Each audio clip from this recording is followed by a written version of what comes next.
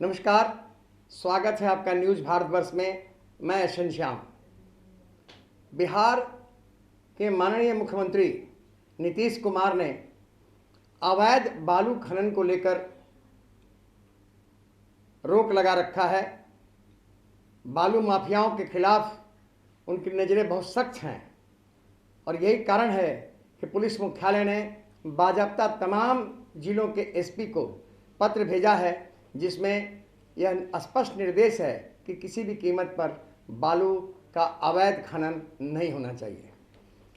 जैसा आपको बताएं कि प्रतिदिन लगभग 2000 नावों से बालू की अवैध ढुलाई होती है, यानी अवैध खनन होता है और 2000 नावें इसमें लगी हैं, जहाँ से बालू को उठा करके और उसकी तस्करी की जाती है, जिसे कह सकते हैं कि पीले सोने की तस्करी एक तरह से।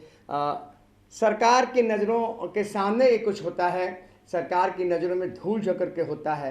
और जब इस आदेश के बाद जिले के पुलिसकर्मी एक्टिव हुए हैं, या यूँ कहें कि उनके ऊपर जब ऊपर का डंडा पड़ा है, तब वो सजग हुए हैं, सतर्क हुए हैं। और अब जब छापामारी करने लगे हैं तो सीधे पुलिस और बालू माफियाओं के बीच भिड़ंत हो गई है।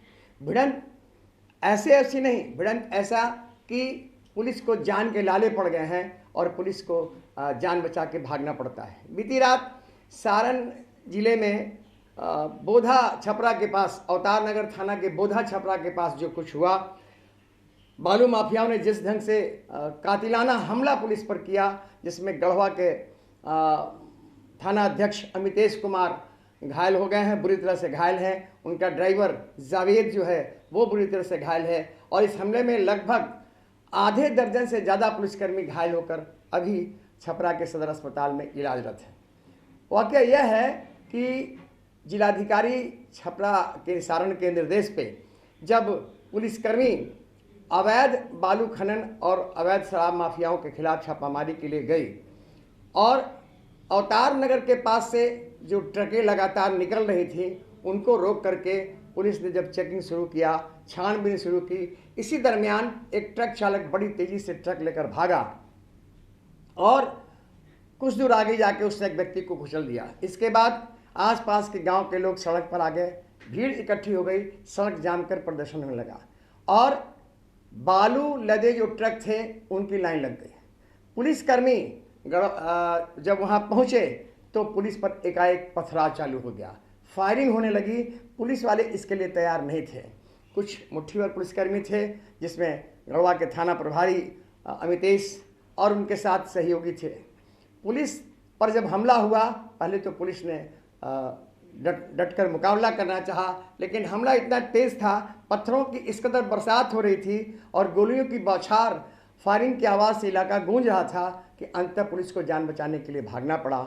और पुलिस जब भागने लगी तो भीड़ ने खदेड़ करके पुलिस को मारना चालू किया और थाना प्रभारी अमितेश कुमार को पुलिस बचा नहीं पाई। यानी पुलिस की वर्दी में अमितेश पर हमलाओं ने इस कदर हमला किया कि बांस, बल्ला, डंडा, फट्ठा से उन पर मार के उन्हें लहूलुहान कर दिया।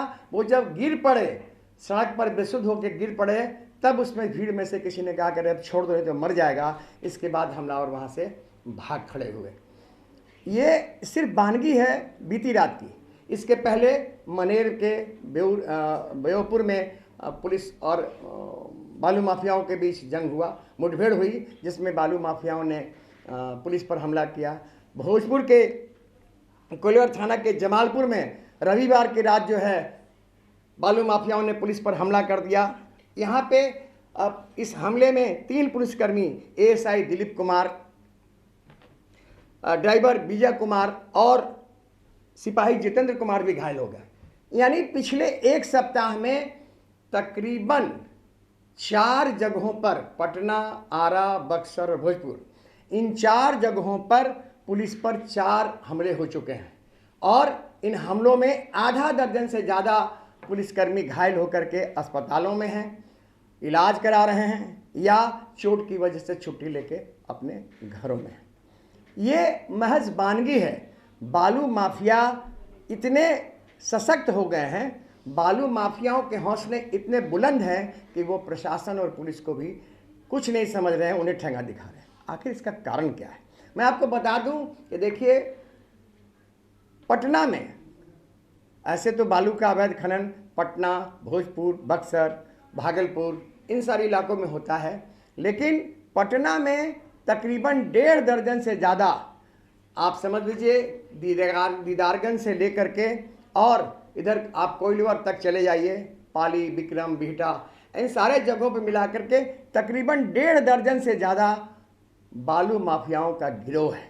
और इस गिरोह इतना सशक्त है, इस गिरोह की इतनी ताकत है कि इस गिरोह के पास सब कुछ है, यानी हथियार भी है, पैरवी भी है, पैसा भी है, और जो सबसे महत्वपूर्ण चीज़ है वह पॉलिटिकल संरक्षण भी है। आखिर सरकार क्यों नहीं टिक पा रही है बालू माफियाओं के आगे? आखिर सरकार का आदेश क्यों बेअसर हो जा रहा है बालू माफियाओं के सामने? इसलिए कि बालू माफियाओं को राजनीतिक संरक्षण प्राप्त है। और यूं कहें कि राजनीतिक संरक्षण सिर्फ छोटे मोटे स्तर पर नहीं, बल्कि बड़े स्तर पर इन्हें राजनीतिक संरक्षण प्राप्त है। और यही कारण है कि ये सब कुछ करने के बावजूद दोषी सिद्ध नहीं होते, निर्दोष सिद्ध हो जाते हैं, और एन केन पराक्रम ये हर चीज़ को मैनेज करके साफ बच के निकल जाते हैं। पुलिस के पास क्या है?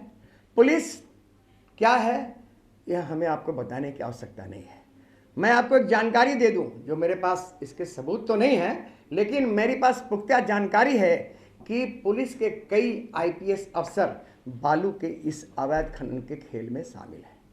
और ऐसे लोग पुलिस मुख्यालय में बैठे हुए हैं, ऐसे लोग जिले के एसपी बने हुए हैं, ऐसे लोग एसडीपीओ बने हुए हैं, ऐसे लोग थाना प्रभारी बने हुए हैं। और शायद मैं इसलिए कह रहा हूँ, पुख्ता इसलिए जानकारी दे रहा हूँ कि पुलिस मुख्यालय ने भी इस बात को माना है, बिहार सरकार ने भी इस बात को माना है, और तभी तो भोजपुर के एसपी राकेश दुबे, औरंगाबाद के एसपी सुधीर पुरिका सहित 4 डीएसपी को निलंबित किया गया, 4 डीएसपी को सस्पेंड किया गया, और कुल 41 एफआईआर इस मामले में हुए हैं अब तक।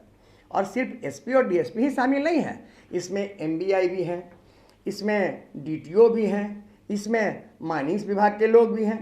बालू अब के अवैध खनन के मामले में माइनिंग विभाग के लोग जो हैं बहुत ज़्यादा उन बालू माफियाओं को संरक्षण दिए हुए हैं, उनके सरपरस्त हैं, इसलिए कि एक बहुत बड़ी अवैध कमाई की मोटी रकम का हिस्सा जो है वह अवैध माइनिंग के अफसरों के घर तक पहुंचता है। एमबीआई, अभी मैं बताऊंगा आपको कि आरा के एमबीआई विनोद कुमार बालू माफियाओं के से मिली भगत के आरोप में निलंबित किए गए, तत्कालीन वहाँ के जो एमबीआई थे। और अब जैसे आज मुझे खबर मिली कि आर्थिक अपराध, बिहार पुलिस की जो आर्थिक अपराध इकाई है, उसने भोजपुर, आरा, पटना और बक्सर विनोद कुमार के आवास पर छापामारी किया है। और छापामारी में क्या कुछ मिला है यह तो ब्यौरा सामने नहीं आया, लेकिन लगातार कल से उनके यहाँ छापामारी चल रही है। तो बालू माफियाओं को राजनीतिक संरक्षण प्राप्त है, बालू माफियाओं को पुलिस का संरक्षण प्राप्त है, और यही कारण है कि बालू माफियाओं के हौसले इतने बुलंद हैं। सरकार लाख आदेश निकाल ले, सरकार लाख निर्देश दे दे, पुलिस मुख्यालय से भले ही जिलों को निर्देश चला जाए, लेकिन ईमानदारी पूर्वक अगर बालू के अवैध खनन को रोकना है तो सरकार को जो उजले कपड़ों में जो खद्दरधारी जो बालू माफियाओं के जो संरक्षक हैं उन्हें भी ढूंढ निकालना होगा। वैसे लोगों को भी जेल के शिकंजों के पीछे पहुंचाने होंगे। और पुलिस वालों पर तो पुलिस मुख्यालय ने कार्रवाई शुरू कर दिया है। कई एमबीआई इस मामले में सस्पेंड हुए हैं। कई मैंने आपको बताया अभी कि 2 एसपी आईपीएस, 4 डीएसपी, एक डीएसपी की तो इतनी अभी कामत की इतनी अभी सामत आई हुई है कि वो भागते फिर रहे हैं। 8 से अधिक के मामले में उनके ऊपर इतनी कार्रवाई हो रही है, लगातार उनकी छापामारी हो रही है। मेरा कहना है, न्यूज़ भारतवर्ष का मानना है कि अगर सरकार ईमानदारी से बालू माफियाओं पर रोक लगाना चाहती है, बालू के अवैध खनन को रोकना चाहती है, तो इसके लिए जो उनके संरक्षक हैं, जो उनके सरपरस्त हैं, उनको ढूंढना होगा, उनको जेल के शिकंजों तक पहुंचाना होगा, तभी जा कर के इस तरह के अवैध व्यापार पर रोक लगा सके। अब देखिए ना, हमला हो जाता है, पुलिस वाले के पास राइफल होता है, उनके पास उनके गाड़ियों पे हमले हो जाते हैं, सरकारी वाहन चोर कर दिया जाता है। आखिर पुलिस के पास है क्या?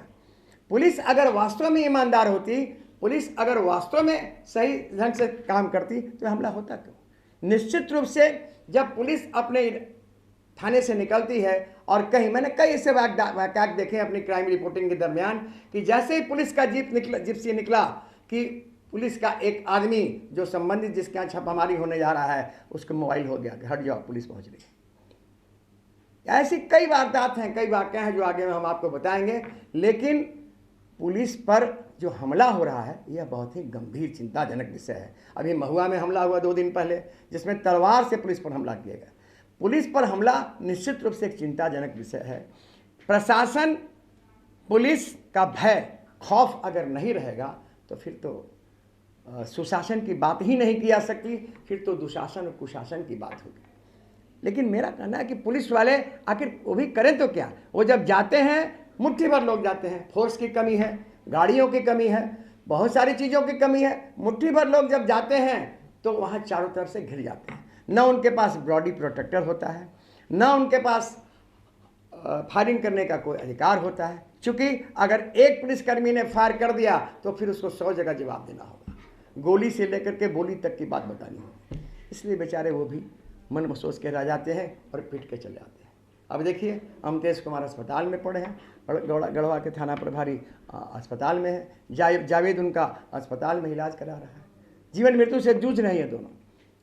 ऐसे सरकार पर अगर इसी तरह सरकार ने अगर ध्यान नहीं दिया और इसी तरह पुलिस पर हमले होते रहे तो वह दिन दूर नहीं जब पुलिस थानों में दुबकी रहेगी और भीड़, जिसे हम मॉब लिंचिंग भी कहते हैं, थानों पर घुसेगी। और कई ऐसे वारदात हुए हैं, कैसे मामले हुए हैं, और ख़ासकर बालू माफियाओं पर अगर सख्त रूप से अंकुश नहीं लगाया गया, उन पर सख्त से सख्त कार्रवाई नहीं की। मैं तो कहता हूं कि बालू माफिया जो इस तरह के केस से पकड़े जाते हैं उनका स्पीडी ट्रायल हो और उन्हें सजा हो। अभी तक एक भी बालू माफिया पर किसी भी तरह की कोई कार्रवाई नहीं हुई है। FIR हुआ, वो छूट गए, गाड़ी छूट जाती है, उनके पोकलाइन छूट जाते हैं, ट्रैक्टर छूट जाते हैं, सारा कुछ तो मैनेज होकर काम हो जाता है। पुलिस जब तक अपने आप को मैनेजमेंट से नहीं बता पाएगी, पुलिस जब तक क्राउड कंट्रोल मैनेजमेंट नहीं सीखेगी, पुलिस जब तक अपनी वर्दी को मैनेज होने से नहीं बचाएगी, तब तक इसी तरह के हमले होते रहेंगे।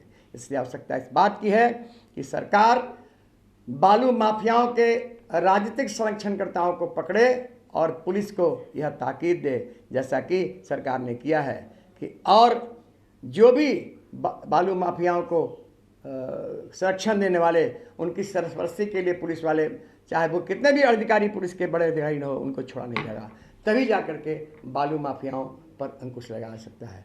बने रहिए आप न्यूज़ भारतवर्ष के साथ। इसी तरह के समाचार के लिए SN श्याम, विशेष संवाददाता, न्यूज़ भारतवर्ष, पटना।